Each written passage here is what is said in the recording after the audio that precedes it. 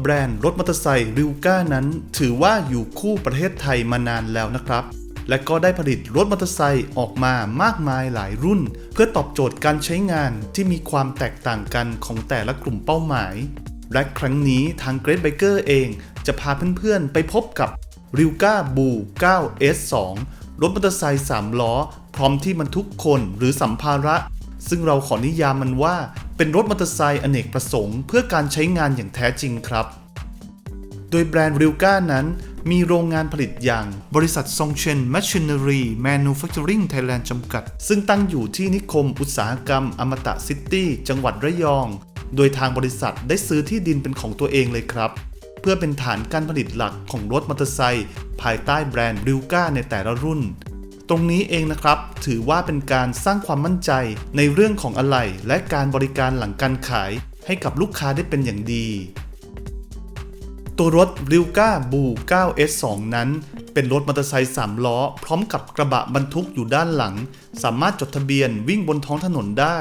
โดยทาง Rivka เองได้จำหน่ายรถแนวนี้ในไทยเป็นเวลากว่า10ปีแล้วนะครับซึ่งทางลูกค้าสามารถเลือกเพิ่มหลังคาและกระจกบังลมด้านหน้าเข้าไปได้โดยเป็นของตรงรุ่นจากทาง Rivka เลยมาพร้อมกับสเปคเครื่องยนต์ 110cc 1 สูบ 4 จังหวะระบายความร้อนด้วยอากาศจ่ายน้ำมันด้วยระบบคาร์บูเรเตอร์จุดระเบิดแบบ DC CDI ถังน้ำมันมีความจุ10ลิตรระบบกระสะเทือนด้านหน้าจะเป็นแบบเทเลสโคปิกส่วนด้านหลังเป็นแบบแผ่นเหล็กซ้อนกันหรือบางคนเรียกว่าแหนบนั่นเองครับระบบเบรกจะเป็นดัมเบรกทั้งด้านหน้าและด้านหลังหน้าจอแสดงผลจะเป็นอนาล็อกขนาดใหญ่มีทั้งแสดงความเร็วตัววัดรอบเครื่องยนต์และวัดระยะทางที่ใช้งานสำหรับระบบเกียร์นั้นจะเป็นเกียร์4สปีดสำหรับการเดินหน้าและเกียร์แบบ4สปีดสำหรับถอยหลังพร้อมเสียงเตือนเวลาถอยซึ่งเกียร์ถอยหลังนะครับถือว่าจำเป็นมากๆสำหรับรถในแนวนี้รวมไปถึงจุดเด่นอีกอย่างก็คือรถ Rivka Boo 9S2 นั้นจะไม่มีคลัตช์มือครับ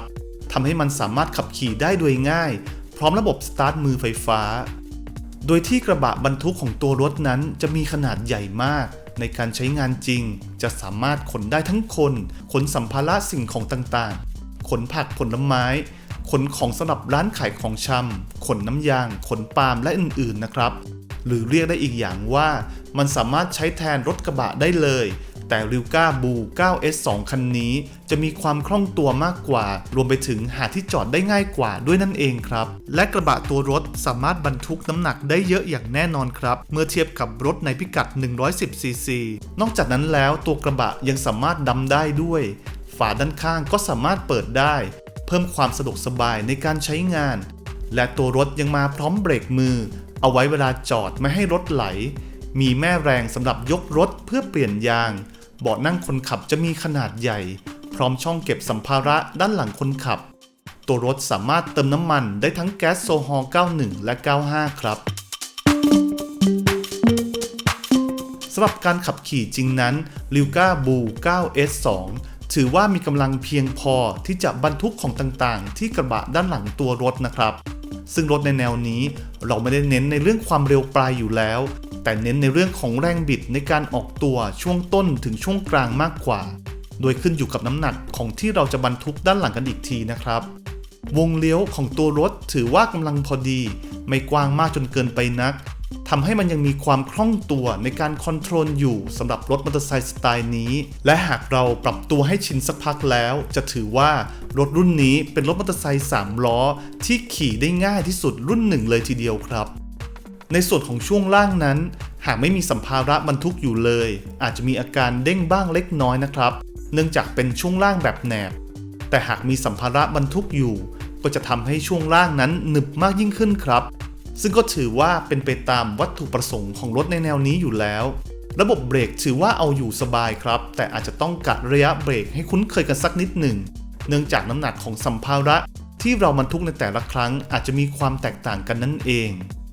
ตัวรถ Rivka Boo 9S2 นั้นมีการรับประกันถึง6เดือนซึ่งถือว่าเยอะเลยทีเดียวนะครับสำหรับรถที่เน้นการใช้งานอย่างสมบุกสมบันแบบนี้ตรงนี้เองนอกจากจะสร้างความอุ่นใจให้ผู้ที่ซื้อไปแล้วยังเป็นการแสดงถึงความมั่นใจของทางผู้ผลิตในประสิทธิภาพของตัวรถด้วยครับ ภาพรวมของตัวรถ Rylga Blue 9S2 นั้นทาง Great Biker มองว่ามันเป็นรถที่เน้นการใช้งานที่หลากหลายอย่างแท้จริงเด่นด้วยความคล่องตัวสไตล์มอเตอร์ไซค์และเด่นด้วยการบรรทุกของสไตล์รถกระบะรวมอยู่ในคันเดียวกันครับงานประกอบตัวรถถือว่ามีความแข็งแรงดีโดยราคาของ Rylga Blue 9S2 นั้นอยู่ที่เพียง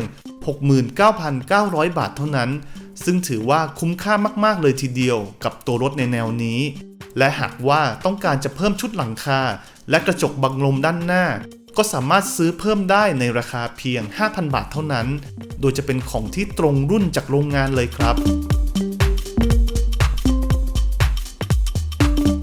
สุดท้ายนี้ต้องขอบคุณทางบริษัท Songchen Machinery Manufacturing Thailand จำกัดที่เอื้อเฟื้อรถในการทดสอบครั้งนี้โอกาสหน้าทางเราจะยังมีการรีวิวรถรุ่นใหม่ๆมาให้ได้ชมกันอีกอย่าลืมติดตามกันให้ได้นะครับ